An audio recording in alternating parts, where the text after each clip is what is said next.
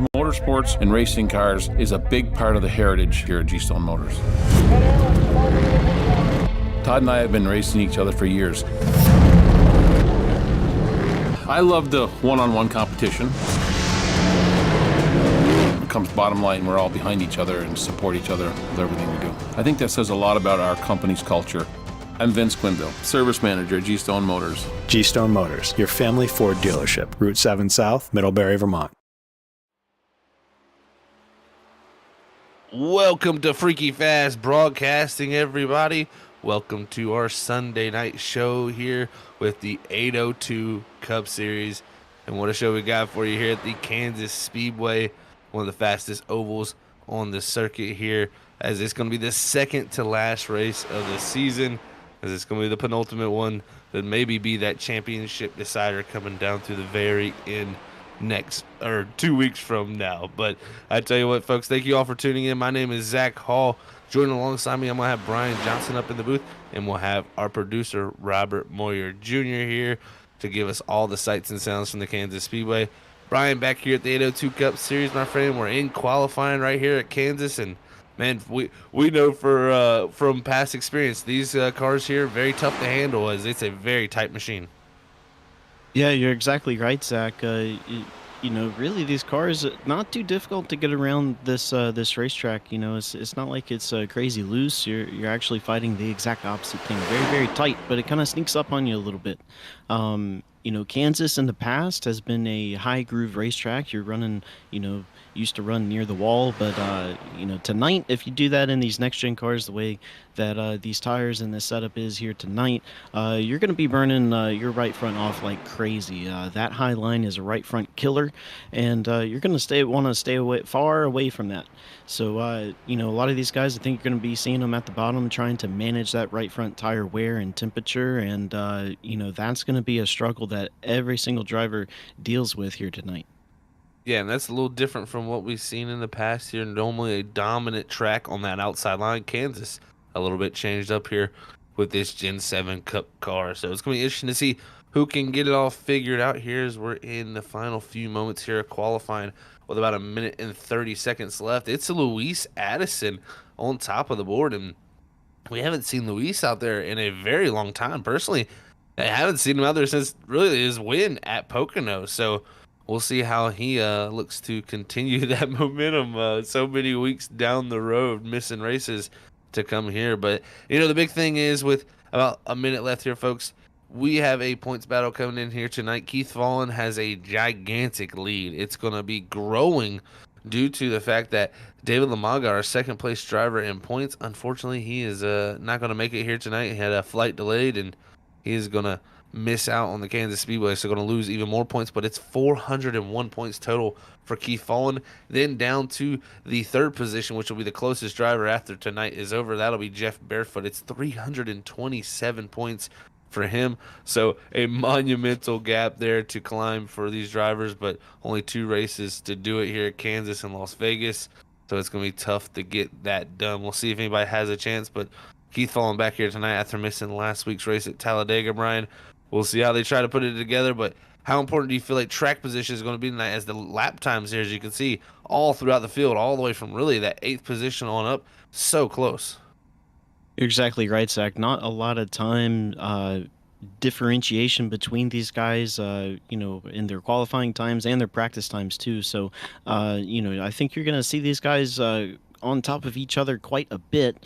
And then you're exactly right. Track position, extremely important. Going to be very tough to pass, considering that you don't really want to use that middle or high line, and, it's most of the time slower as well. So, a lot of your passes are going to be made based off of the mistakes that the guys ahead of you make. So, driver's going to have to be really patient here tonight, and while they're being patient, they're going to have to be again thinking about that right front. So as far as behind the wheel, the skills driving the race car, that might not be kind of the at the forefront of this race, but I think it's going to be a lot of mental fortitude here tonight.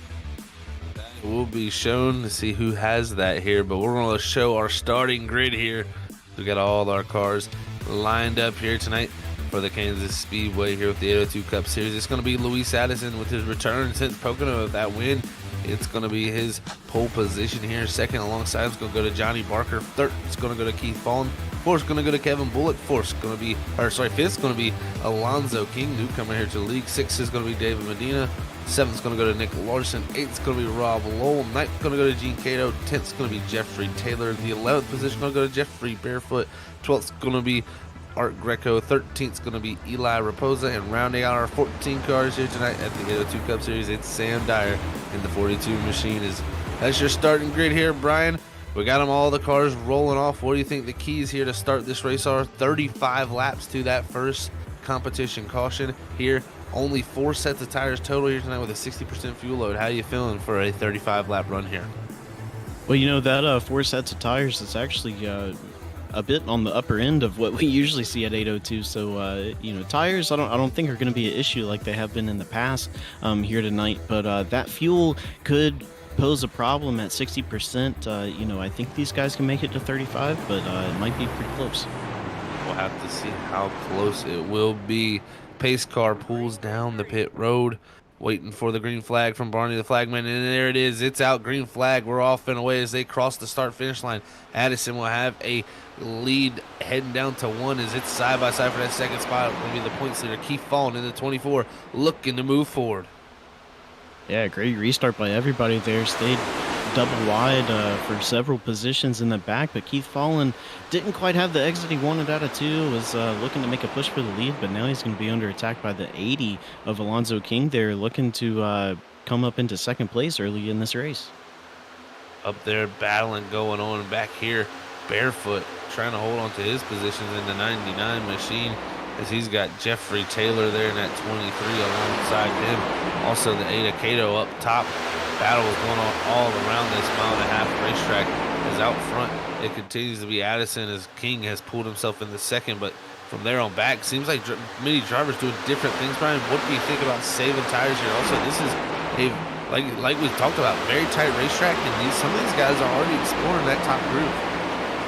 Yeah, I think they might find that, that's going to hurt them on the long run. On the short run, it is pretty fast.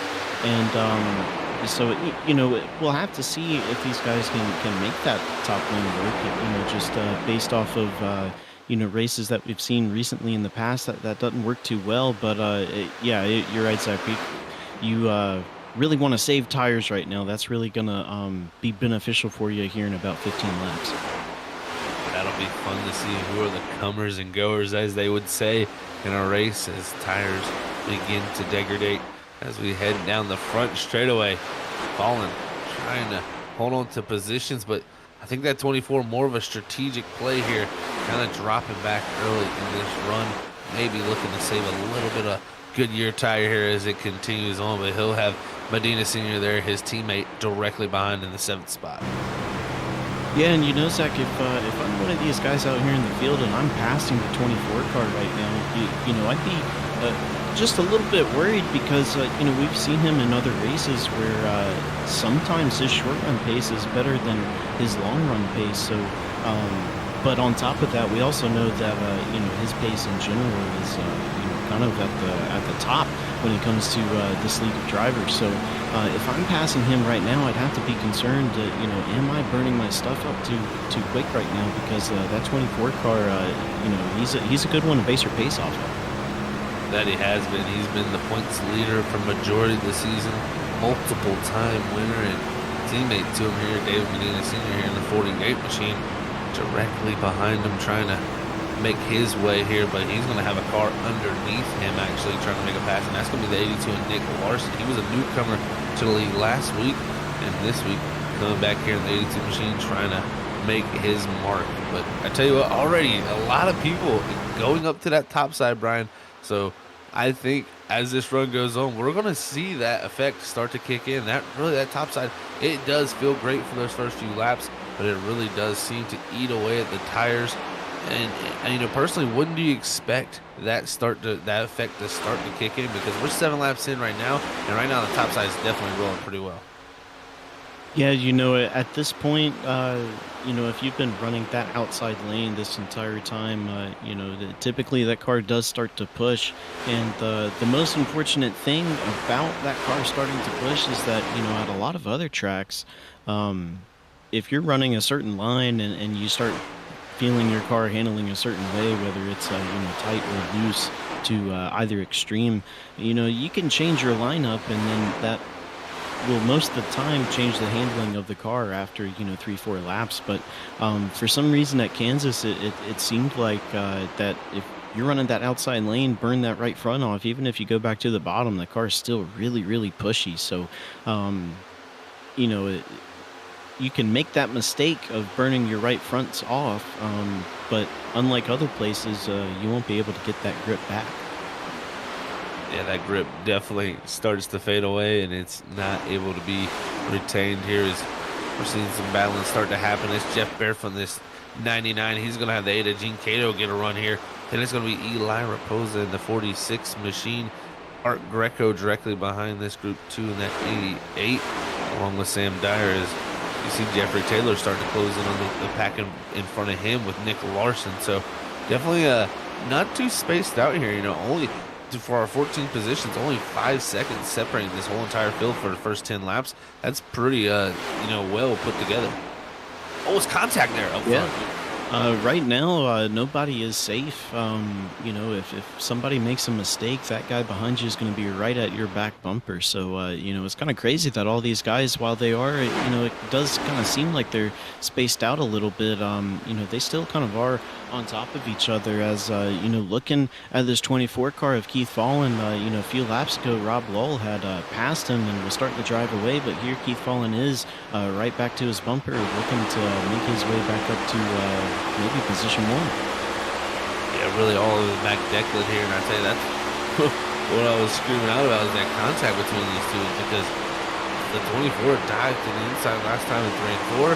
Slid up the racetrack a little bit. That 21 running just where he was at there before, only one lane off the bottom. Kind of held his line.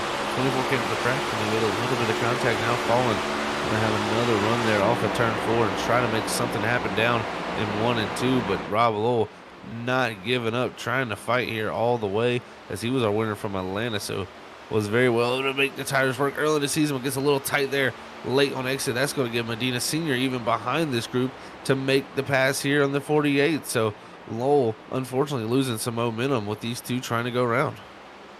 Yeah, and what had happened there in 1 and 2 is that Keith Follins started coming up the track a little bit. I think that threw Rob off just a little bit, and he, kind of adjusted his car as, the 21-48 make a little contact going into 1. But he had adjusted himself trying to, stay away from that contact. But, these cars are, some more contact between the 21 and 48 coming out of 2. But, these cars are so tight. And there's so little front grip at this point in the run that any adjustment you make in the middle of the corner really puts you at jeopardy of hitting the wall on exit. Interesting analyzation there, Brian. But, one thing I tell you, also, what do we have as drivers you feel like to adjust this? Because we do have brake bias. How much do you feel like that could affect here tonight? Because I feel like we would be using a lot of brake with how tight this car is with some battling going on back here. Yeah, well, you and I had run a race here at Kansas not all that long ago, and at least from what I found was that it's much better to really just send this car in on entry and get hard on the brakes, let it coast for a little bit, and then get hard on the gas on exit. Some tracks that we go to, you kind of want to ease into the corner, lift early, dab the brakes a little bit and just kind of coast. But this track, it seemed like you really want to go in hard. So when you're getting hard on the brakes, you're right, Zach, that brake bias really does matter.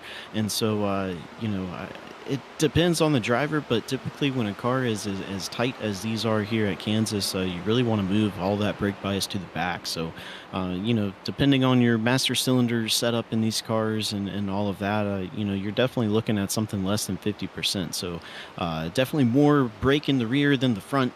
And depending on your driving style, you may even want even more brake at the rear. But more brake at the rear, that'll help keep the car loose on entry, and hopefully that can carry out through the corner. But and that's one thing that it is an in-car adjustment, so that might change throughout the run. You may have a different brake bias in the first 5 laps than you do the last 5 laps of a run. So these drivers, that's something that they got to stay on top of if they really want to maximize their pace.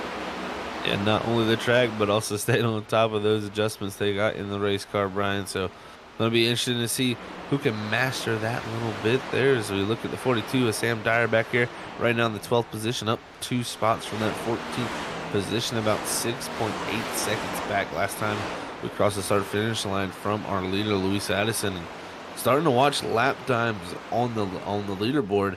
And I tell you, it's starting to look like that 24 is starting to come into the picture, Brian, for the overall scheme of this race, because he looks like he has saved the tire and right now running considerably a good bit faster than a few guys up ahead of him.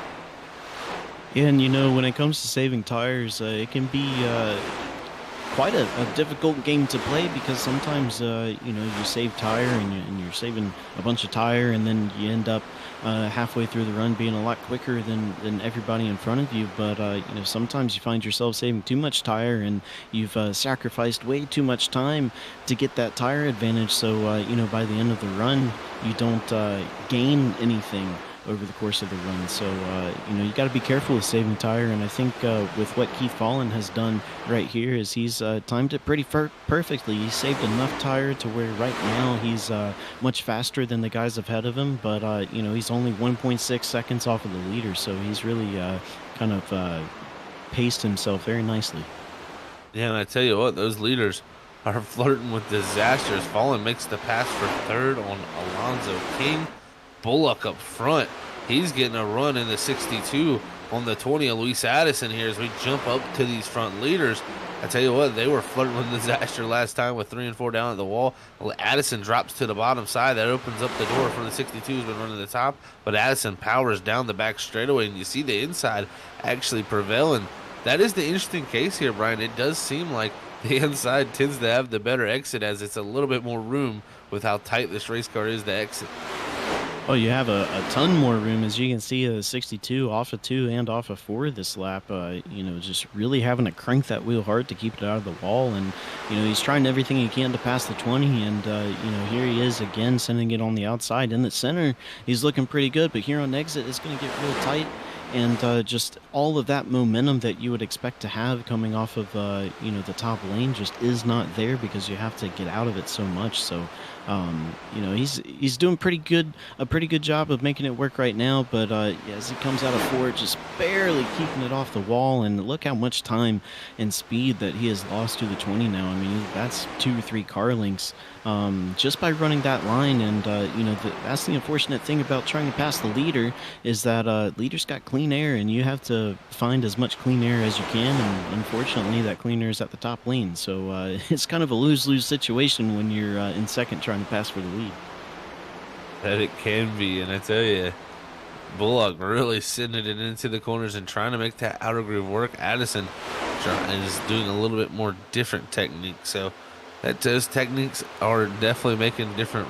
Lap time is behind him, falling again, closing in on this group up ahead as the lap time's considerably dropping off for Addison. Addison's starting to struggle. He really did take off well, and man, loose right there in the center of the corner. He gets loose once more. That's going to let Bullock get the pass done, but look at the run here. The 24 Fallen, major speed carried from that machine as he goes to the bottom here, 3 and 4, and right behind the leader is the 24 Fallen trying to make the pass for second already. Yeah, and coming out of 4 right there, 20. Pretty tight coming out of 4, having to get out of it. That's going to give that position to the 24 Fallen. So now Keith Fallen started 3rd, fell back to about 5th or 6th, but has now made his way back up to 2nd, looking to get the lead before the the end of this run here on lap 35 when we get our competition caution. So right now Keith Fallen really just after missing last week at Talladega, really just coming back into full form here. It's like he hasn't skipped a beat. Really is, Brian. He's definitely feel like he didn't skip a beat, and he was wanting to come back and win this championship in dominant fashion here as he continues to march his way back up to that 2nd spot. Started in 3rd, and definitely fell all the way back to 6th at one point here. And now really looking very, very strong. It's up ahead. Bullock. I think Bullock in the 62 might have gotten to the wall up front. He's low on the racetrack here heading into 3 and 4. He's going to drift up here and lose a lot of momentum with that bad entry. This is going to give Fallon a little bit more chance to close that gap down, but Bullock is definitely flirting with disaster on those late exits, and that's what we've seen. This car very, very tight, and that fuel also situation can have a different effect on these race cars too, Brian, with the 60% can. Yeah, you know, when you talk about a 60% fuel load, you're already starting these cars kind of underweight when it comes to the balance of the car. So the fuel in the car does have an effect on the balance of these things. So as the fuel burns off, there's more, or I should say, there's less weight in the rear of the car, which tends to make the car a little bit tighter. And then on top of that, your rear ride height is also rising a little bit, which is going to put more spoiler in the air, which is going to make the car tighter. So you kind of have two things going against you when it comes to making the car tight when it comes to fuel. So when you start the your full fuel load at 60%, you're already inherently making that car tight. And then at this point in the run, where they probably have I don't even want to speculate how many gallons they have left, but it's not many. So, these cars extremely tight right now with that low fuel load. Definitely having a major effect there. As you see, Bullock, he was just once in the lead. Now back to 3rd as Alonzo King drives his way up to the 2nd spot. And Keith Fallon up to the lead there. Great move from him to get up to that spot. So the saving of tires really paying off here, Brian. Yeah, well, and the great thing with this competition caution coming up on lap 35 is that for the guys of Kevin Bullock and Louis Addison in the 62 and the 20, they took off at the beginning of this run and had a pretty sizable lead. And then we've seen it diminish, and then right now they're running 3rd and 4th. But the great thing with that competition caution coming up is that you're going to get that break. You can come down, get some fuel and some tires, and then you can learn from what happened this run and apply it later. Hopefully they've realized, like, hey, I burnt my stuff up just a little bit too much, and especially for the 62, because 62 is not that far back from Keith Fallon. It's still within a second, so there's only some minor adjustments when it comes to the pace of your run if you're the 62. So that's a good thing about that competition caution coming up, is that you can adjust yourself for the run after. We'll see who can adapt and who is the best at that here, as we're looking at the Saint Machina Gene Cato back here in the 8th position. One spot up from where he did start there in 9th. He's about a second back from the group up ahead of Johnny Barker, David Medina, and Rob Lowell, who are actually starting to catch Luis Addison. So interesting little group there. Also got Sam Dyer a second behind Cato in the 9th position, and he's been turning times similar to the leaders up front. 33.41 from our leader Sam Dyer. The last time I was at 33.56, and the time before was in the 40s. So definitely looking to turn some good lap times back farther in the field, and keeping the distance about the same as what we've seen about 10 to 15 laps ago from him. Yeah, well, and the crazy thing about Sam Dyer is that I believe this is his 4th race here, if I'm counting correctly. I could be wrong, but his practice time there, kind of midway through practice, I believe he's all the way up to 3rd. Now, there were some guys later in practice that did put some times a little bit faster than him, so he ended up being about mid-pack, but considering where he was in the first couple of races, that's a pretty big improvement from him. And right now, if I'm looking at these numbers right, he is the biggest mover right now. And granted, he did start 14th, but up 5 positions, that's pretty good. And like I said, with that competition caution coming up, he can use what he's learned from this run here, and maybe he can get 5 more and then finish in the top 5. That'd be pretty good. Yeah, I mean, when I look at lap times, the biggest things I see is there's only 3 cars ahead of him that are running quicker times. So great times being turned from the 42. So if he can just continue that trend later into this race and get some better track position, he may be in position for a top 5 or so. So we'll see how that all works out. As Barefoot in this 99, he's had a struggle here, Brian. This 99 starting in 11th, he's 22 seconds behind Fallon, and that is one thing I think a lot of guys have fallen into, is kind of struggling here at this track. And this could be a struggle, or is this a strategy? I don't know if he wants to try to save his set. Addison hits pit road here on 33. The question is now, are the rest of these guys gonna not be able to make it on fuel, or was that the question? Maybe some people save some fuel at the beginning. That is a great question, Zach. I don't know if this is a strategy for coming to the competition caution. If he thinks that this is going to be beneficial for him as the after that caution comes out and go back green, but that does bring the question as to this fuel mileage here. These guys do have never mind, don't have one more lap. Here's the competition caution, so maybe that was a strategy call by him because it looks like everybody else is going to make it on fuel. That they are. It looks like they are, and looks like also here at the 802 Cup Series, they throw it at the start of the 35th lap, that competition caution. So Keith Fallen, your leader at the end of the competition caution. Alonzo King about 8/10 back. So those two really well matched there late into the run. And we'll have to see how that trend continues as this track goes through some metamorphosis through the rest of the night. But as we get our first our competition caution tonight, we're going to head to our first commercial break up here, folks, as it's been a interesting start to the night. The first 35 laps have been all about keeping those Goodyear tires underneath you. And I tell you what, these drivers are going to be screwed as they head to pit road. Give me 4 Goodyear tires. So we're going to head side by side here. You're not going to miss a thing as we do that. And these drivers are going to get the service done here at the 802 Cup Series. You're not going to miss a thing. We'll be right back.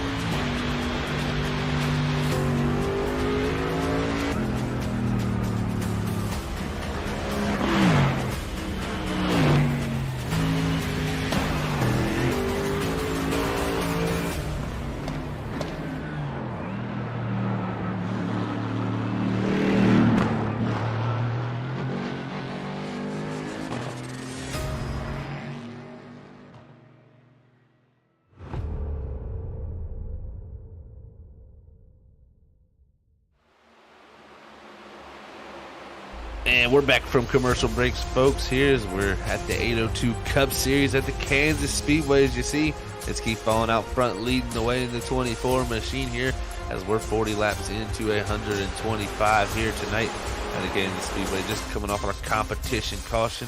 The three up front are the 24, the 80, and the 62, as the rest of the field looks to dice it out. This looks like a battle back there between the 21 of Lowell and Medina, as Medina Sr. takes that position. Is this going to be kind of setting up behind the 42 of Sam Dyer, the 88 of Greco, and Taylor in the 23, now battling back there for the 10th position. So a couple of battles going on throughout the field here. But, Brian, we saw how much tires fall off. How do you feel like these drivers are going to approach now this final portion of this race? Well, I think you're going to see a lot of them, especially out of the 62, where we saw him, had a pretty good lead, and then, towards the end of the run, the last 10 laps, pretty slow. So I think especially for him, but I think a lot of these guys in the field, they went down pit road, got their 4 fresh tires, and then looked at that data that they're allowed to look at, and look at their tire wear, see what the split was between the right front and right rear. And I think a lot of guys might be a little bit surprised as to how much of a difference there was. So, they might be looking to be a little bit easier on entry, maybe in the center, or exit, depending on what their split was, what their tire wear was. But typically when you see a lot of right front wear, you're gonna want to be really, really easy in the middle of the corner. That's where all the weight on the car is pushing on that right front tire, and so I think if these guys slow down the middle of the corner a little bit, that'll help their tire wear out. We're seeing some great battling going on throughout this mid-pack here as everybody tries to get single-filed out here early into this run. But, I tell you what, Brian, this is interesting because we went green there around 40 laps into this race. That sets us up for about 85 laps left. And to the math there, you need to do a 43-lap run and a 42-lap run to make that a one-stop race from that competition caution. That's not going to most likely happen. From what we're hearing, it's looking like about 38 laps on fuel, unless you're looking to stretch at about another 4 to 5 laps. You're not going to be likely able to do that one-stop strategy. It's looking like a 2-stop, and they do have 2 sets of tires left after they've used 1 set coming down already. So it sets them up well for that. So we're looking at really around 28 laps to 29 for when that window opens up after this run, and I expect it really about lap personally about 70 for that window to start opening up for that first pit stop. Well, I think you're going to see the majority of guys do that 2 pit stop strategy. That's definitely the safer one to do. Requires a lot less work, I guess, behind the wheel. You can really just focus on tire saving and your pace. But I wouldn't be surprised if we see maybe 1 or 2 guys try to save the fuel and do that 1 pit stop strategy. We're being told you can go about 38 laps on fuel. And like you said, Zach, you need a 42 and a 43 lap run. And, while 4 or 5 laps does seem like a lot, at a track where you're using so much brake, I think if you be really diligent in saving fuel from this point, the very first lap of this run, and do it the whole run, I think it might be possible to save maybe 3 or 4 laps. So that would get them pretty close. So I wouldn't be surprised if we see maybe 1 or 2 guys try that. See, does anybody attempt it, as it will be closed, definitely. And, we've seen major amounts of fuel be saved in this Gen 7 Cup car really for the past year or so. So I would not be surprised to see someone try to do that there, as we're continuing to watch that battle throughout this mid-pack. And, it's been really feisty right here in this midfield. Up front, it's stayed about the same. The 24, the 80, and the 62, all 3 of those drivers right on top of each other, racing super hard for that lead position. So Alonzo King not giving Keith Fallen much breathing room to save the tires like he did last time as he dropped back through the field. He's keeping that track position up front, Brian. Could that be a concern, you think, for that 24 who really stormed up to the front as the race went on? Well, the one thing that he has now that he didn't have before was clean air. So, I think part of the reason why he dropped back at the beginning of the race was that, you start in third, and to get the lead from third place at the beginning of the race, you'd have to burn off, quite a bit of tire trying to get the lead and get that clean air. So, the good thing about going green after that competition caution is that he already had the lead. So, I wouldn't be too concerned about Keith Follins right front right now with the pace that he has, just because, he does have a clean air that he didn't have before. But, that is something to definitely keep in the back of your mind as this run winds down and we get closer to green flag pit stops, because we've seen that a couple times in the past where Keith Follin, he had a great long run pace, he gets the lead, and then he does this exactly. He goes up there and keeps the lead, but then the next long run he's a little bit slower. There's somebody faster than him. The last case that that happened, we saw Rob Lowell really chase him down and battle Keith Follin. I believe that was at Homestead. So anything is possible, but it's like I said at the beginning of the race. If I'm somebody and I'm passing the 24 at the beginning of the run, I'd be concerned I'm burning too much right front. So the good thing is that nobody's passing him right now. So if you're somebody else, you got to feel pretty good about how you're wearing your tires. We'll see who can change it up and have that adaptability that we were kind of talking about earlier in this evening as we continue to make laps here. 52 into his 125 here at the 802 Cup Series. It's definitely shaping up pretty well for Keith Follin when it comes to overall standings wise. Jeff Barefoot, the closest driver to him in points, all the way back in 13th, the last car on the lead lap. So not looking to gain anything, and I think he can lock it pretty much up here tonight, Brian. Yeah, without doing the math and getting the exact numbers, I'd hate to say that he has to have it, or that he has it locked up. But, when you're 80 some odd points ahead of the next guy, heading into the second to final race, and then, in this next to last race, you're leading the thing. If he ends up winning tonight, I'd say that's pretty much locking up. Again, don't want to say that without doing the calculations and having the numbers, but it's a pretty safe bet that he can feel extremely comfortable going into the last race of the season. Ooh, and it's shaping up here. The 6 of Baker into the wall. The 8 of Cato goes low. Also going to have the 42 of Dyer there, going low for himself, getting a position. You have Greco right behind in 88. He might be looking to take that spot, but Barker there bouncing off the wall. Not good for that 6 machine, but I tell you what, these Cup cars so resilient, Brian. And they're like tanks compared to what we've had in the past. Used to a hit like that, especially in the Gen 6 days, a hit like that would ruin your entire run. You'd get a little crinkle right on your right front, and that would affect your aero so much. You would be, slow on the straights, and really the biggest effect would be in the corner. You'd get extremely tight, and with how the car is handling here tonight, getting an extra little bit of tight would be the worst case scenario for you. But the good thing is in these Gen 7 cars that we have now with this, the updated damage model, we have that as well. So, iRacing's done a pretty good job where it's pretty forgiving when you hit the wall like that. It doesn't really affect your car all that much. You can really bounce back from that, figuratively and literally. And, we see that in real life too, where, the way that iRacing simulates the damage on these cars is pretty realistic, so that's nice to see. It is very nice to see, and before that was almost a death sentence in a race to get into the outside wall. Now, much more of something you can deal with and come back from. So, driver's able to make a little bit more mistakes here with this Gen 7 and get away with it. So, gives you a little bit of leniency there, but I tell you, it's not easy to drive. So, you see this battle shaping up as Cato. He's gone by Raposa. Now it's going to be the 42 of Dyer, who was, like we said earlier, one of the faster cars on the longer run there.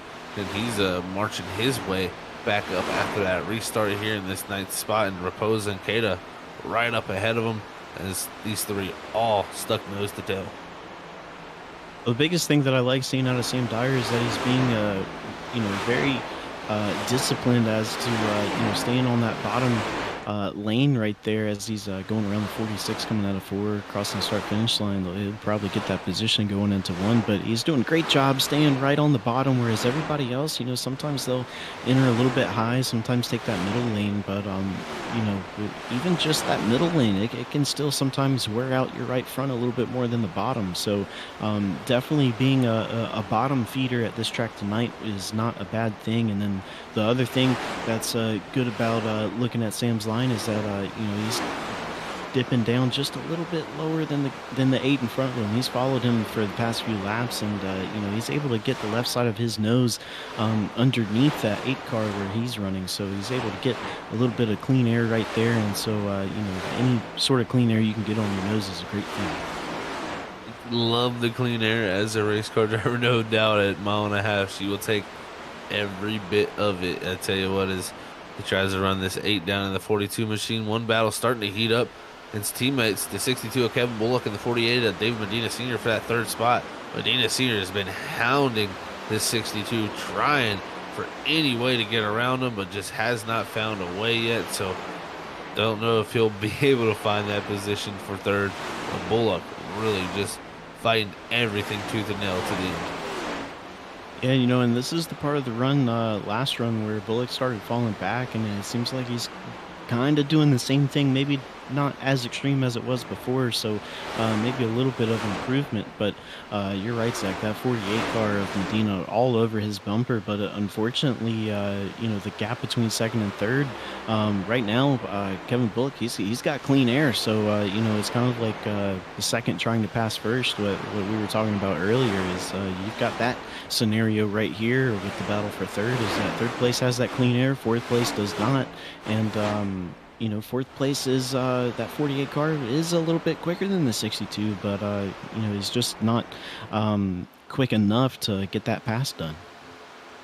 Tough time making passes, and we just seen it there. The 42 Sam Dyer makes another one, so making that pass look very, very easy as he moves on to the 7th position now. Going to have his sights forward. Up ahead is the 82 of Nick Larson, about 5.2 seconds back from that leader, as this group continues to race all over each other here. We're 62 laps into this thing, about halfway through 125 laps here tonight.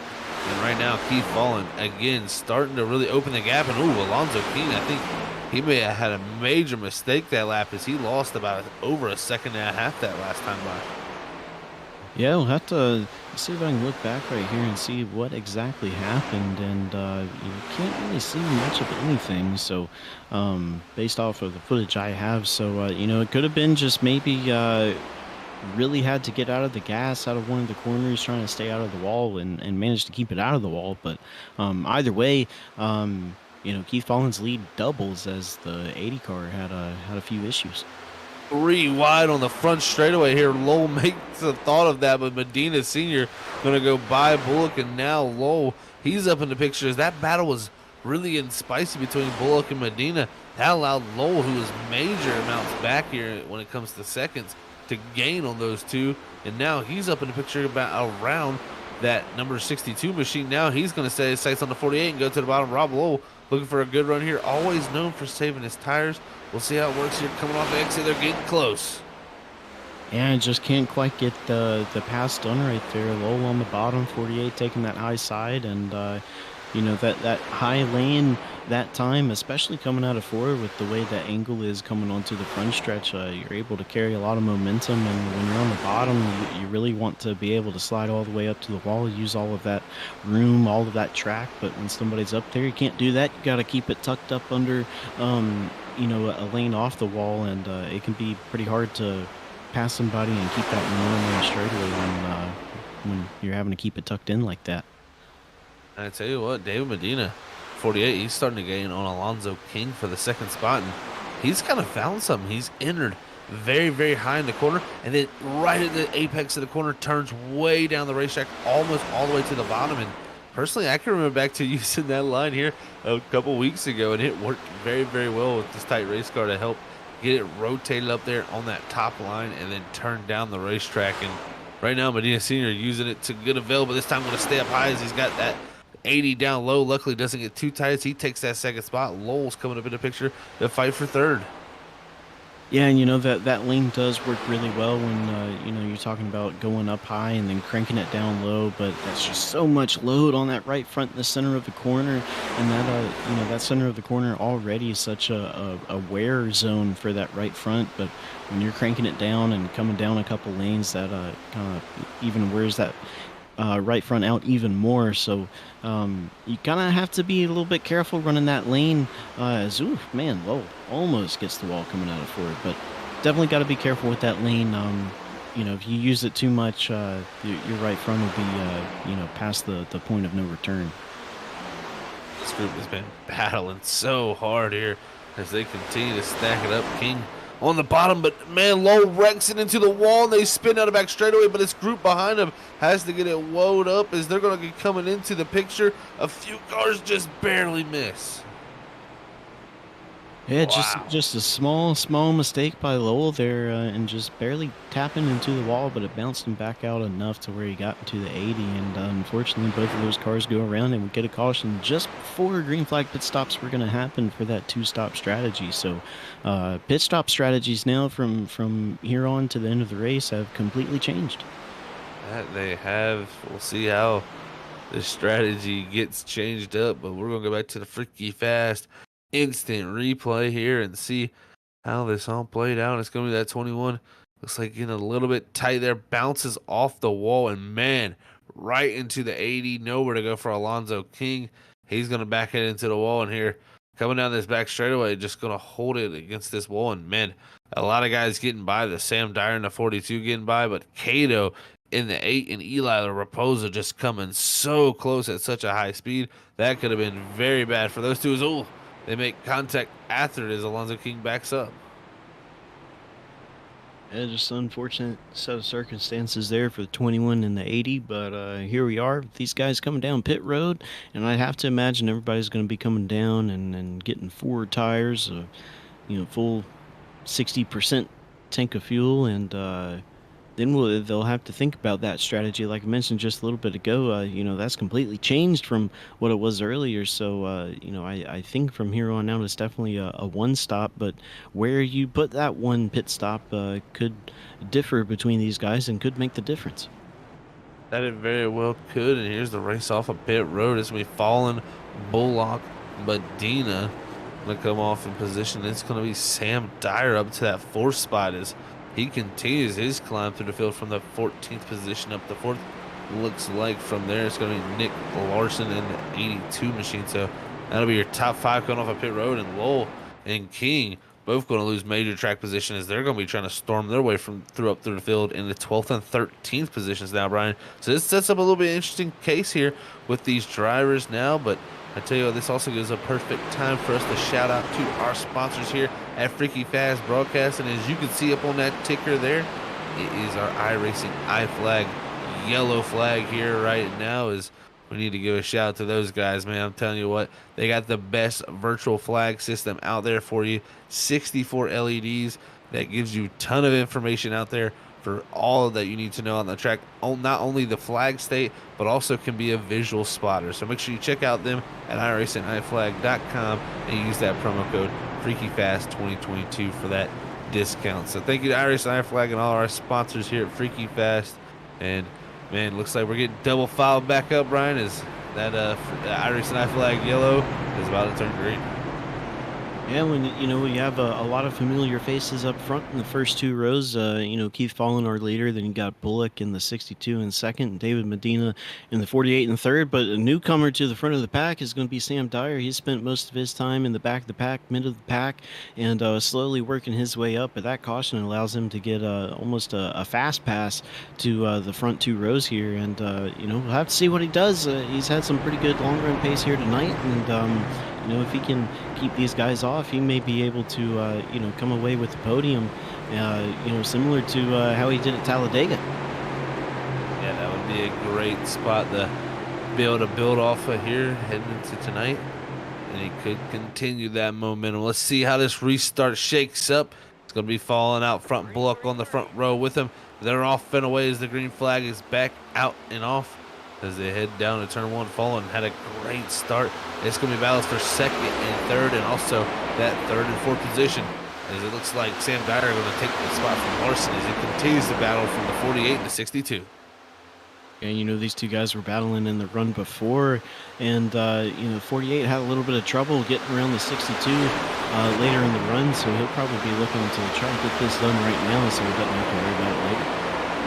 See who's going to look to position themselves well here, as it was right before that window. So again, I don't think we'll see pit stops happening again until about lap 95 to 100 here, because that's right in the window to perfectly set yourself up as the battling continues. Look at this, Alonzo King in the 80. He's driving his way on up through, trying to make his way forward, as even Jeffrey Taylor in the 23. Just a lot of drivers trying to go forward here and really using a lot of tire. Yeah, you know, the 80 and the 21, those two guys that, brought out our caution, they started back at 12th and 13th, and they've already moved themselves up to 5th and 7th. So definitely putting down some qualifying laps right now, trying to get back up to where they were.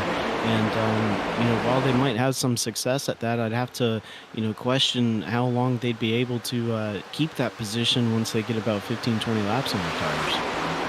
See what that effect does to him. There's Medina going to back out of there, trying to make the move on Fallen. He's got Bullock all over him, and the 62 is Low and King do continue to make their way on up through. Right now, those two up to 5th and 6th here after that restart. This is going to drop Sam Dyer back to 7th. Jeffrey Taylor up to 4th. The best start of the night for him at 23.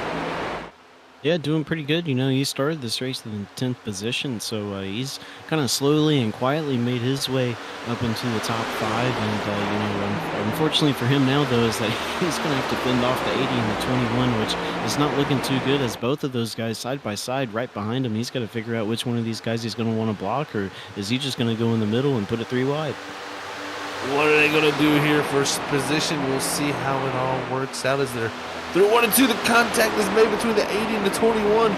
Ooh, they keep it straight, though, as you see him coming into the picture.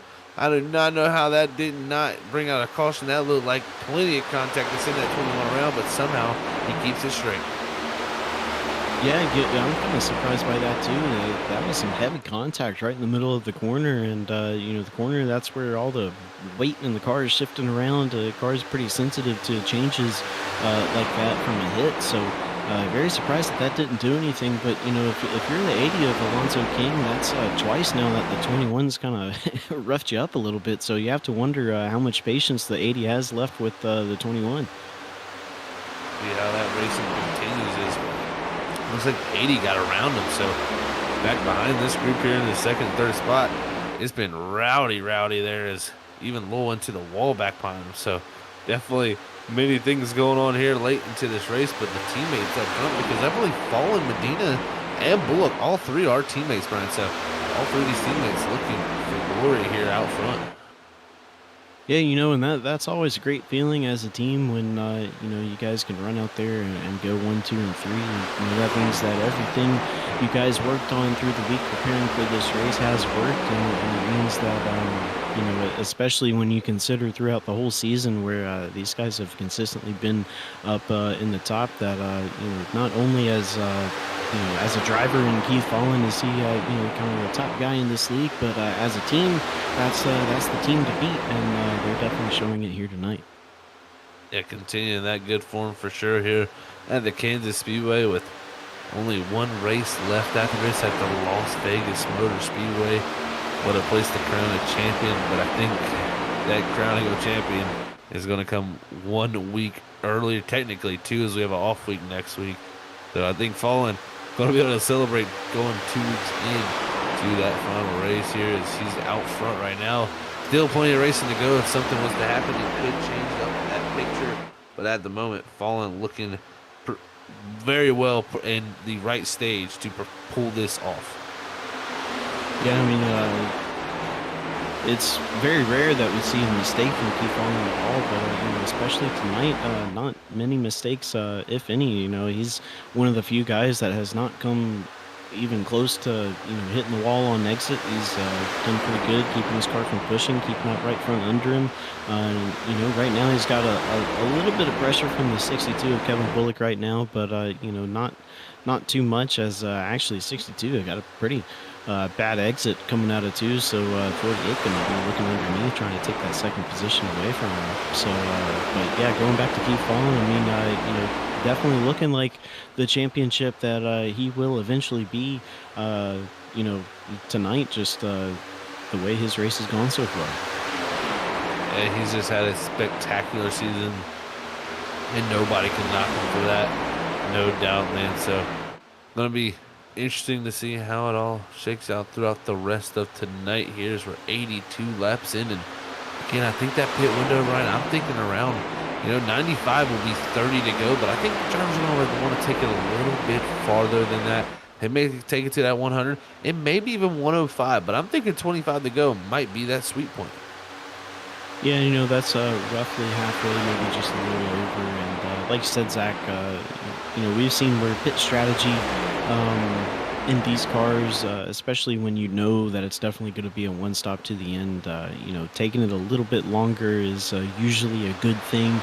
Short pitting's not something that you usually see on ovals anymore. So, I'm right with you on that. I think these guys maybe have about 15 more laps before they start thinking about bringing it down pit road. So that means that we're in about 5 to 10 laps. We'll start seeing who are the guys that have been saving their tires and taking care of them, and the guys that have really burnt their stuff.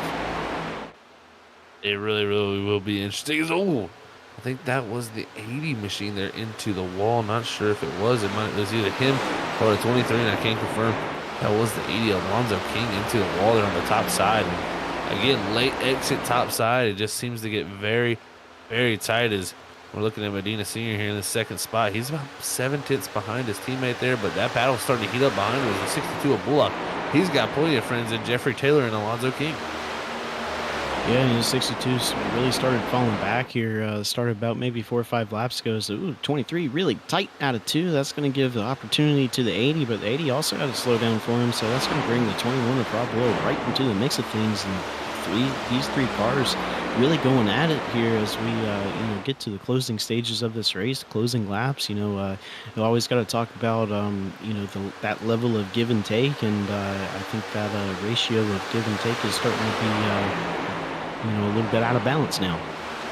What an excellent pass from the 80 Alonzo King, man. We didn't get to see that there, but man, right around the 21 of Rob Lowell and the 23 of Taylor in one fell swoop down in 3 and 4, and he goes all the way up to the 4th spot trying to make work here on Kevin Bullock up ahead. But this battling continues on this group. You got Nick Larson, who's driven up into position right there, also not too far behind this group. It's the 42 of Sam Dyer, about 3.4 seconds back from Oliver Keith falling. So he's only about a half second back from these guys and starting to close in with this battle and really starting to heat up. Sam had been falling back for about the first 10 laps of this run, and I think that's just him saving tires and running his own pace. And sometimes that's the best way to get a good finish, is not worry about keeping guys behind you. Let them pass you. You're going to run your own race, your own pace. Worry about yourself, race the track. And a lot of times that can be not always the easiest path to success. Is a little bit of contact going into turn 1 as it gets to the 82 there. But sometimes just racing your own race and racing the track first is the best way to success. Not always the most interesting and the most fun, but definitely the most consistent. Yeah, I think it definitely is the most consistent thing there for him, is close this down here. This 42 and got past Larson and got past the 23. So great job. And man, up to that 6th position is now Lowell. He looks to be in the clutches of the 42. It's really starting to storm his way through here before we head to that pit window. Yeah, and it could be a case of where Sam had been kind of not super saving tires, but had been saving more than usual by just a little bit of an amount, and now he's just really pushing.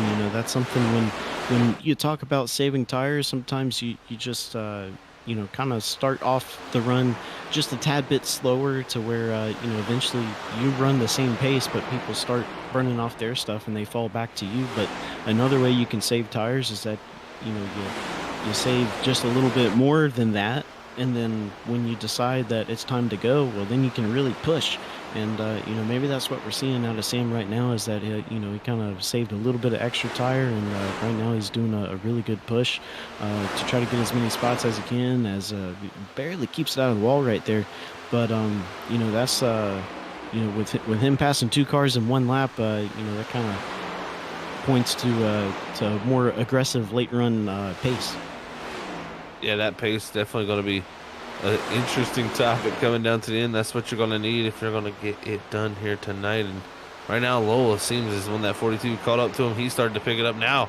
He gets close with Bullock, almost contact between those two on entry, and now going to cut it low on exit. And, oh, they're going to cut down the 21, cutting right across the 62, and that's a couple times that's happened tonight with the 21.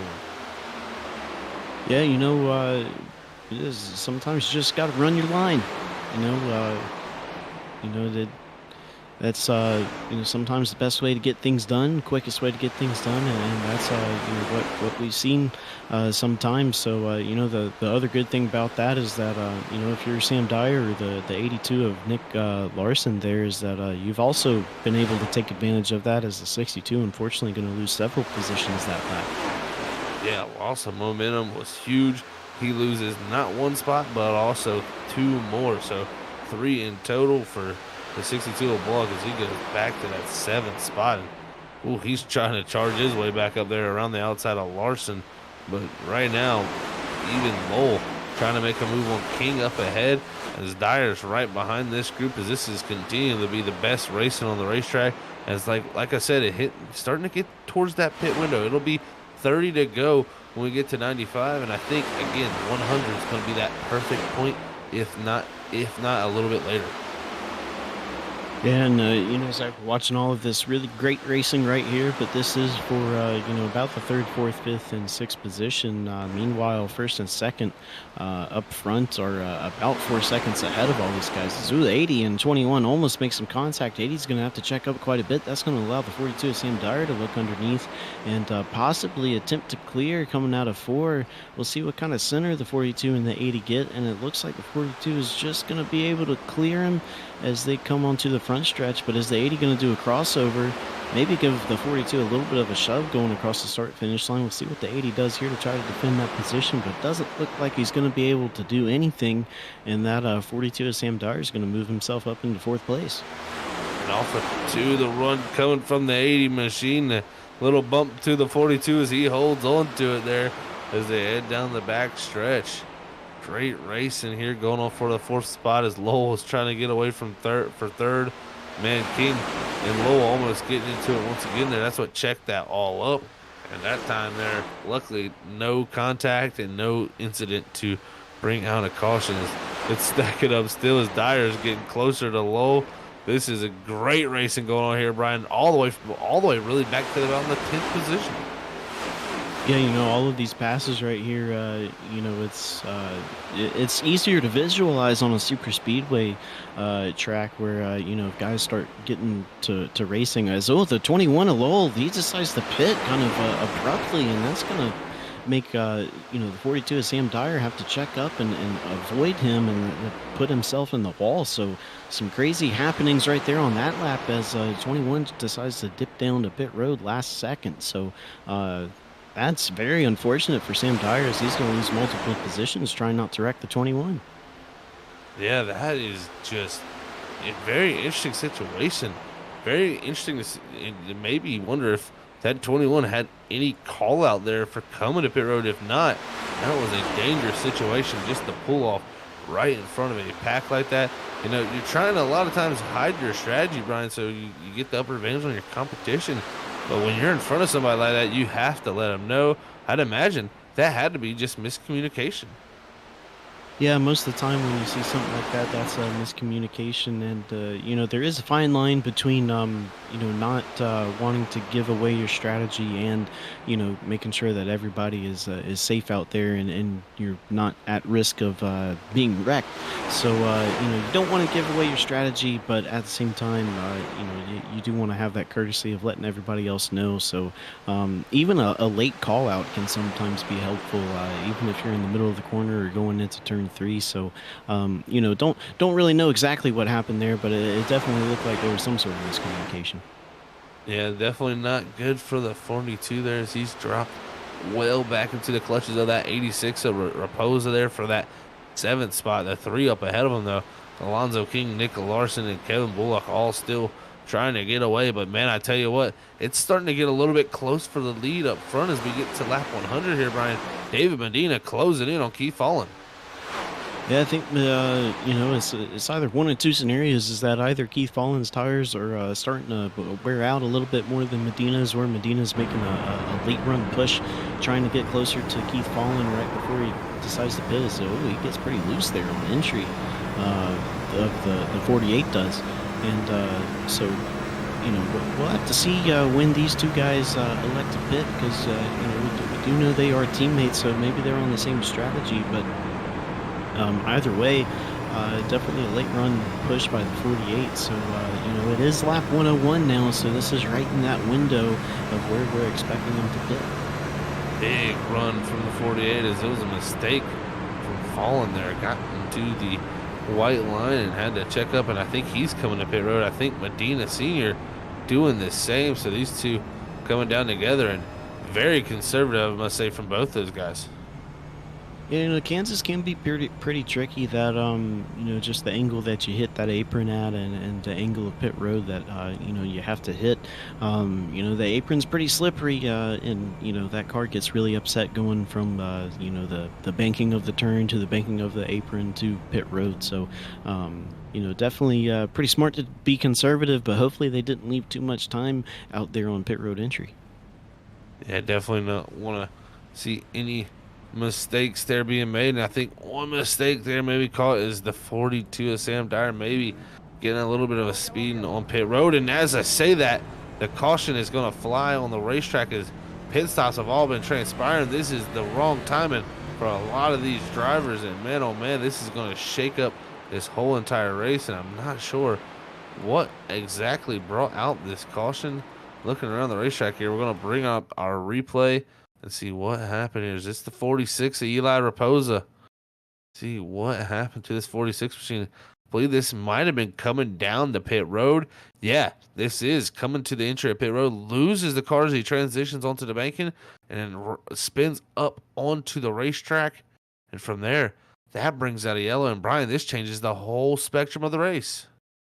It absolutely does, but two guys that definitely got a little bit lucky right there was Keith Follin and David Medina. They were coming out of pit road as that caution was coming out, so they definitely got very lucky right there. But for Eli Raposa, that's very easy to do, and I think that's why we saw the 24 and 48 be so cautious come down pit road. Is that you saw in that replay where the Eli Raposa's car, it almost got stuck on that transition where he couldn't really get turned down after a certain point, so he's probably got that wheel cranked pretty hard trying to get it on the apron, and then when it finally does get on the apron, that car just snaps loose. So it can be pretty easy to do, especially if you're going a little bit too fast. So not an uncommon mistake that we just saw right there. Definitely not an uncommon one at all, and it's really going to change the complexion of this race. A lot of drivers are going to be looking to take a wave around, and this is going to set Medina and Fallen in an interesting spot where they're going to be a little bit less track position, possibly, maybe even not, because they actually were on the lead lap. So never mind. They're going to be in a good spot, like you said there, Brian, because they were right at the tail of that caution. So great looking for our leaders there as this race is looking to wind down. We're going to head to our second and final commercial break of the night up here at Freaky Fast Broadcasting as we're under our third caution of the night. It's been a wild one up to this point. We're going to see how it all shakes out, though, so you're not going to want to step away. Make sure you go get any refreshments, anything you need to get ready for the end of this race, because this restart is going to be wild. This is the 802 Cup Series. We're here at the Kansas Speedway. We'll be right back, folks.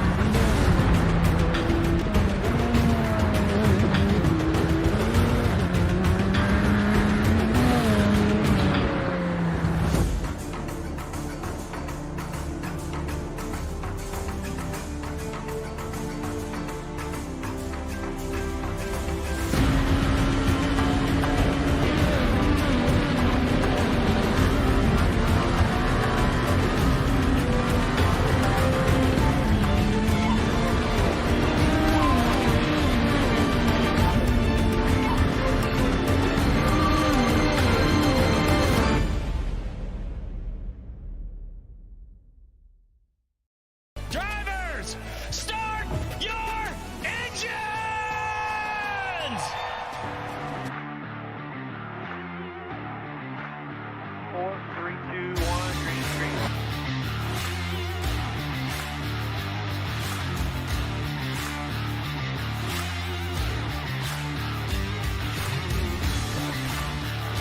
No rear grip whatsoever, up sideways. Sideways everywhere. Come on, man, do what you can.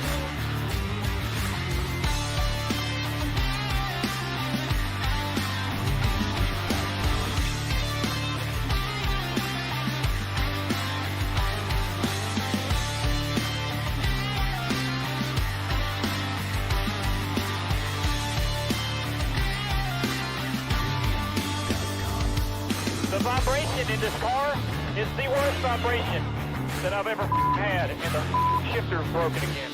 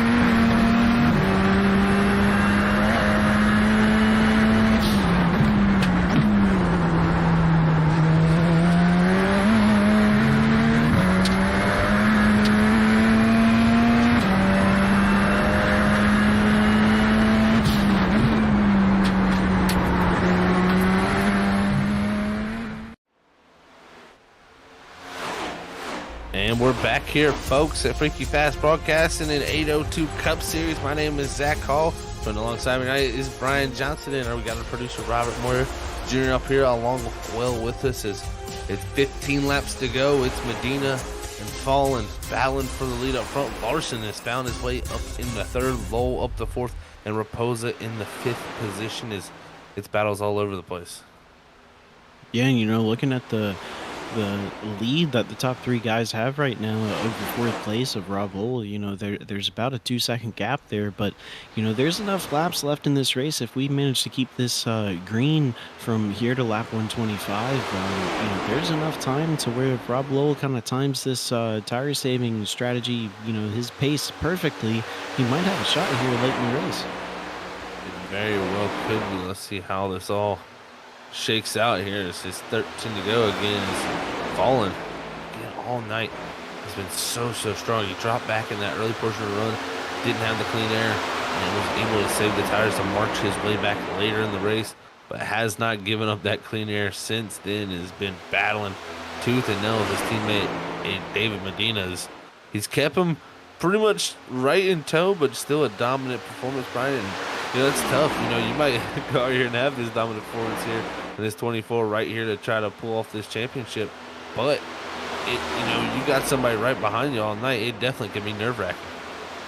It can, but well, I was about to say, with it being a teammate, it might not be as nerve-wracking, but depending on the type of teammates they are, it might be even more nerve-wracking because teammates drive each other differently depending on what their driver relationship is. Some teammates race each other harder than they do everybody else, and other teammates might drive them a little bit easier. So it depends on how those two like to race each other as teammates as to how this will go down. But we did see earlier where Medina, he kind of made a late run push, trying to get the lead right before those green flag pit stops just a little bit ago. So like you say, only time will tell. But definitely keep falling.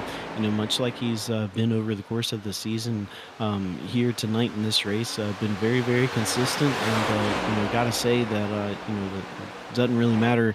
Well, it does matter, but you can save tires and have that little bit of tire wear advantage, and you can be really consistent and have the consistency advantage over everybody else. But the best advantage you can get is that clean air, and he knows that, and that's why he hadn't given it up since he got it.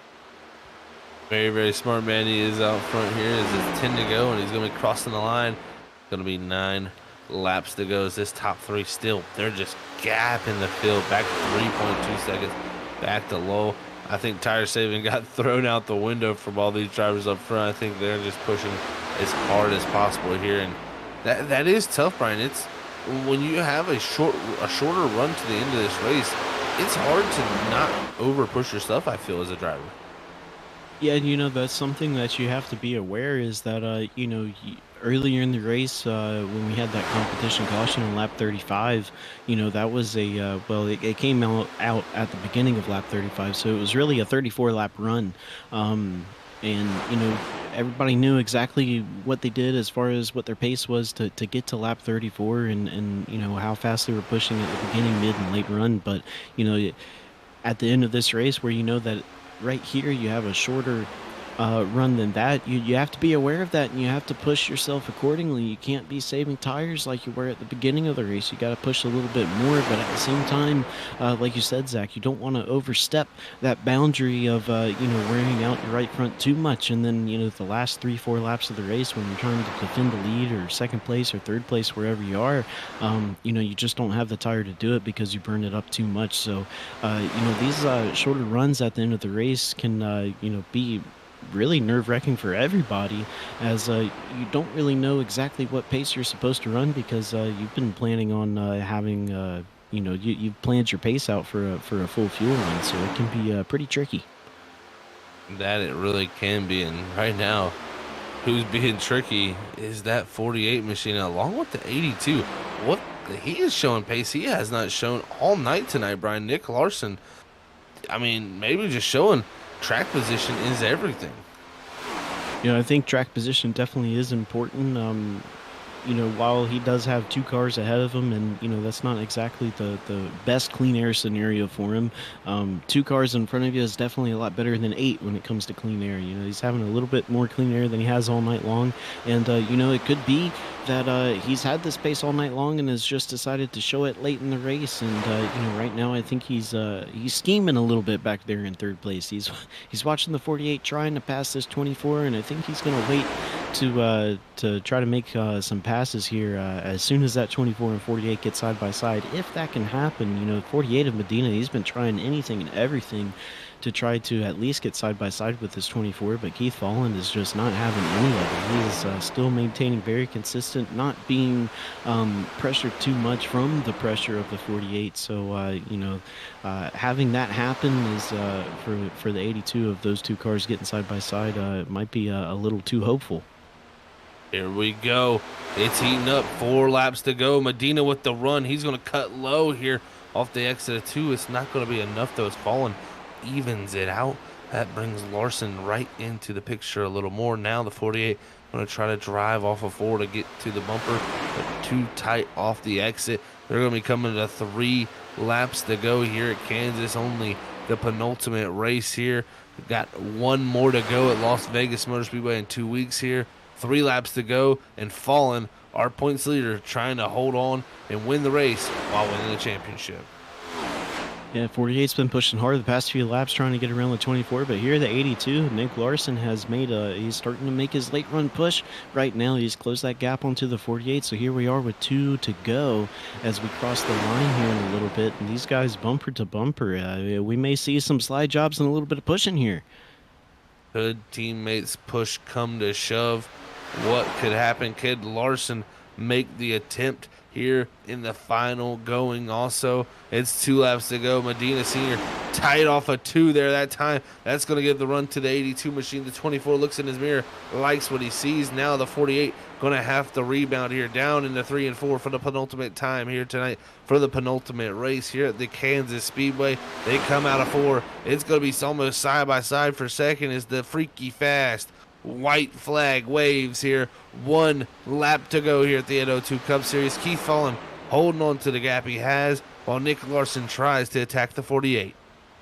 Yeah, these cars, they just look so tight, especially on exit, and the 48, 82 giving it all they have, trying to get one more position, but just can't do it because of a combination of the dirty air and just how tight these cars are. Too much for too little. This is it. The 24, Keith Fallen, he's going to come out of 4, and he's going to win it here tonight at the Kansas Speedway. What a job there from the 24. Dominant performance from the 3rd starting spot. Second to his teammate David Medina. And out of nowhere, Nick Larson still in the top 3. Yeah, you can definitely call Keith Fallen Mr. Consistency. That is a very familiar place for him, being at the lead the whole race, coming home with the win. And for all 3 of these guys in the top 3, they definitely do deserve to be our podium guys, because they were, not quite a mile ahead of everybody else, but it sure seemed like it. It definitely felt like it at some point, man, but this 24, he had another performance that you really just, you can't put behind him. He's just on point here and able to get it done once again here this season. He's fallen just a dominant season here at the 802 Cup Series, and a dominant performance here tonight. He burns it down on this front straightaway. And as he does that, folks, we're going to get ready for our interviews up here with our top 3 drivers, and that's going to be Nick Larson, David Medina Sr., and Keith Fallen. Don't go anywhere. We'll be right back.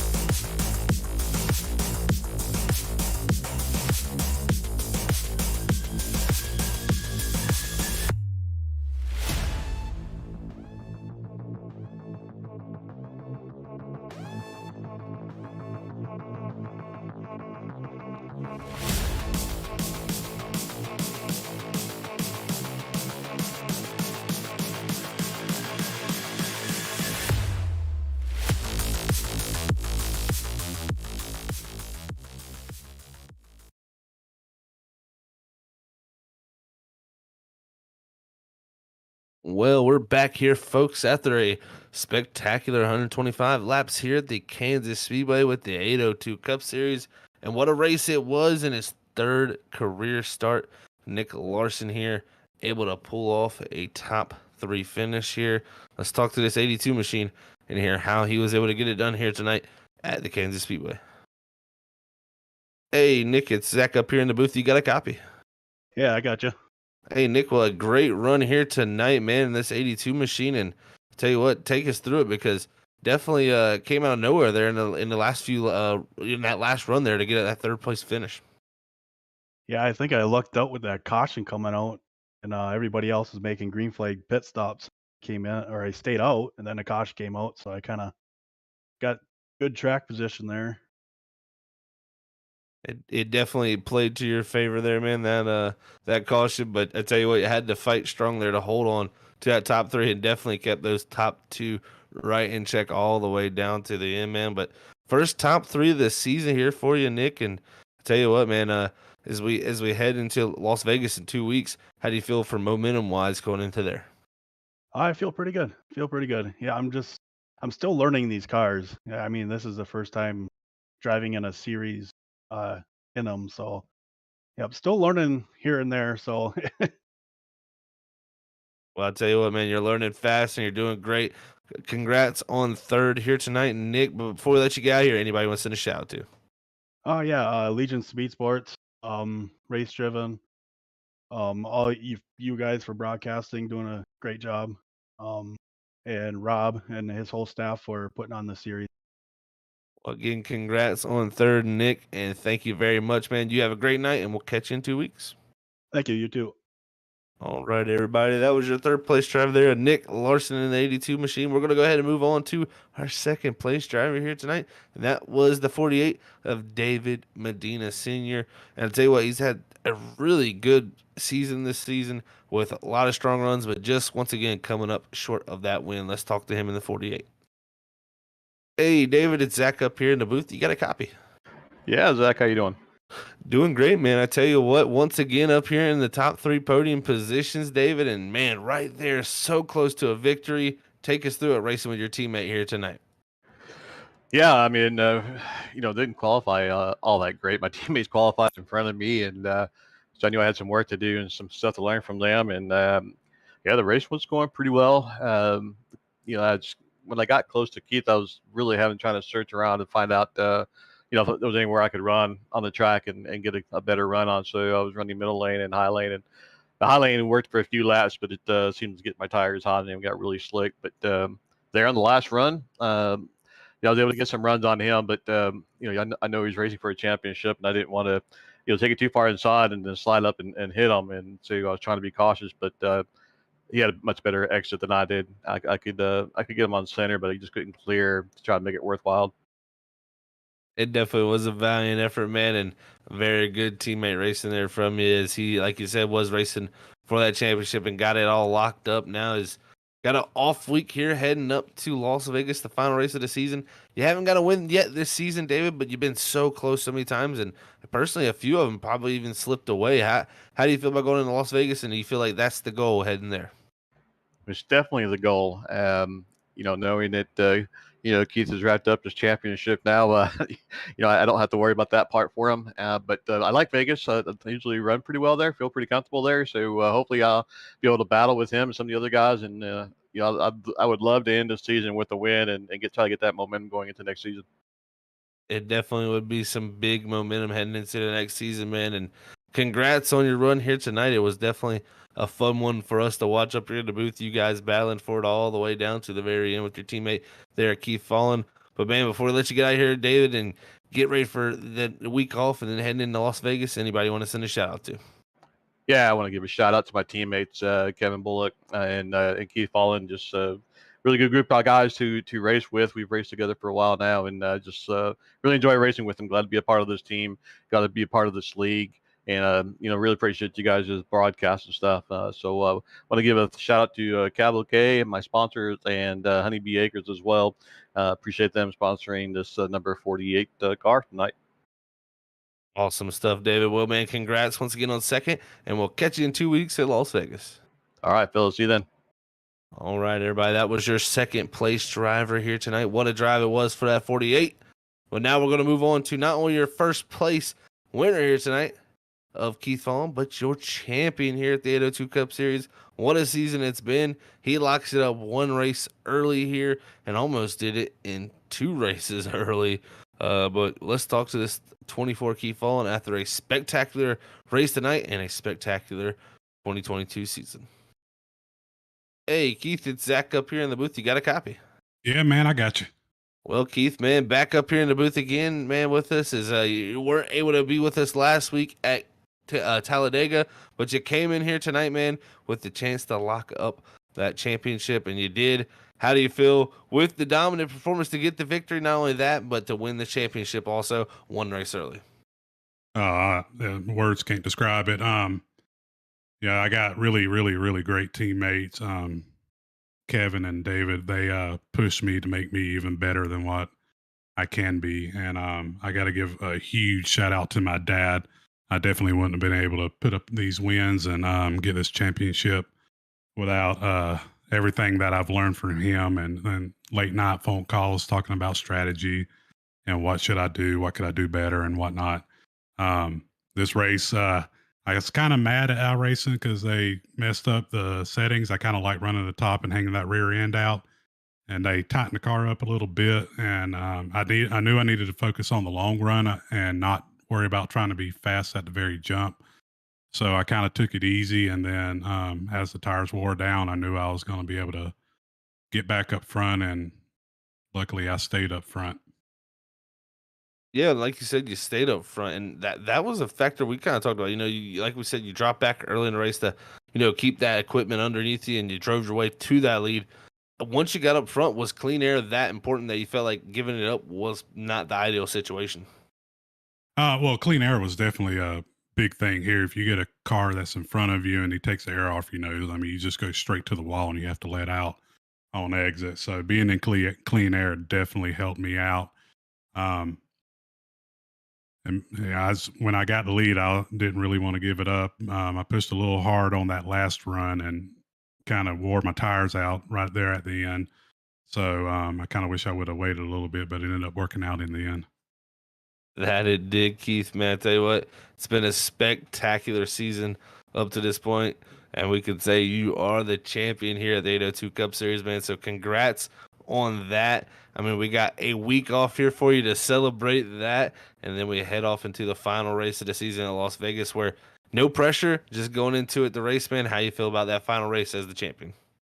I'm looking forward to it. It's going to be a fun race. I'm looking forward to be able to race David a little bit harder this time. In the past, Medium had some pretty fun battles going back and forth. So I'm really looking forward to that with no pressure on this race. That is definitely going to be a fun one to see, Keith. Congrats, man, on the championship here tonight and the victory. It's been a spectacular season. But before we let you get out of here, anybody want to shout out for this amazing season? Yeah, I want to give a huge shout out to Rob and all the admins at the 802 Cup Series for putting on this league and having some fun races. Huge shout out to my teammates, David and Kevin. They've really pushed me a lot to get better this season. And then, my dad, I appreciate him, and a huge shout out to my wife for being patient with me for the iRacing thing as I practice a lot. She let me practice, and my mom too. And that's pretty much it. And my sponsor is Captain Jack Smokehouse. Well, Keith, I tell you what, man, cherish this one. Congrats on the championship.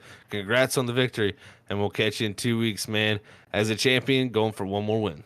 All right. I appreciate it, man. Appreciate the broadcast as always. We thank you for the kind words, man. You have a great night, and we will catch you next time. All right. You too, man. Thank you. All right, folks. Well, that was your champion, Keith Fallen. What a drive for himself. What a championship for himself. Really impressive stuff from him here as we come away from the second to last race of the season in really dominant fashion. But we're going to pull up our race results here as Keith Fallen, like I said, was able to get that victory and championship here heading out tonight. Second's going to go to David Medina Sr.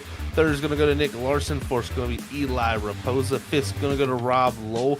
Sixth's going to go to Jeffrey Taylor. Seventh's going to go to Gene Cato. Eighth's going to be Johnny Barker. Ninth's going to go to Art Greco. 10th place is going to go to Kevin Bullock. 11th's going to go to Jeff Barefoot. 12th is going to be Alonzo King. 13th is Sam Dyer. And rounding out our field in the 14th position is our pole setter, Luis Addison, 90 laps down. as that was the race results. It was a wild night here at Kansas. Brian, any final thoughts from yourself as we head out of here and get ready for our week off before we head into Las Vegas? Man, I just want to give congratulations to Keith Fallen. It's always a great thing when you win a championship, especially when you win the race that you locked it up in. And winning as many races as he did this season, there really wasn't anybody that came anywhere close. So that's always a great feeling when you can win a championship in such a dominant fashion. But in 2 weeks when we have our final race, that's going to be fun for everybody because you don't have to worry about points, don't have to worry about wrecking somebody for going for a championship because that's already been decided. So really, we're just going to be battling for that one win. It's I guess it's going to kind of be similar to an all-star race in a sense because you're only going to be worried about that one race that you're currently in. So that'll be a fun race to call. That it will be going to be super fun to watch that season finale there at the Las Vegas Motor Speedway with no pressure on the line for a championship, just a race involved. So again, it's going to be a great time there. And I do actually have word that there was a penalty given out to Rob Lowell in the 21 machine as he got a 3-position penalty there for a late pit road entry call there on that lap 97 that we did see there earlier in the race. So unfortunately, a penalty for 21 there for that late entry or late call for pit road. So we'll see how that affects the standings heading into the final races. There's still positions to be paid out as the rest of these drivers fight for points, but we'll have to see that one in 2 weeks as we won't be back here next Sunday, but we will be for the next one there at the Las Vegas Motor Speedway. But if you want to catch us on our next broadcast, it's at the ISRC Truck Series. And man, it's going to be a wild one tomorrow night here. You're not going to want to miss it. It's at the Atlanta Motor Speedway. And that's right, it's the new one, the Super Speedway style action. It's going to be wild nonetheless to say, heading off a pretty dramatic race last week. So make sure you tune in, hit that subscribe and that bell notification button so you can check us out as we go live 6 days a week here on Freaky Fast Broadcast. And as we always say up here, we love you all. Thank you all so much for tuning in. Stay freaky fast.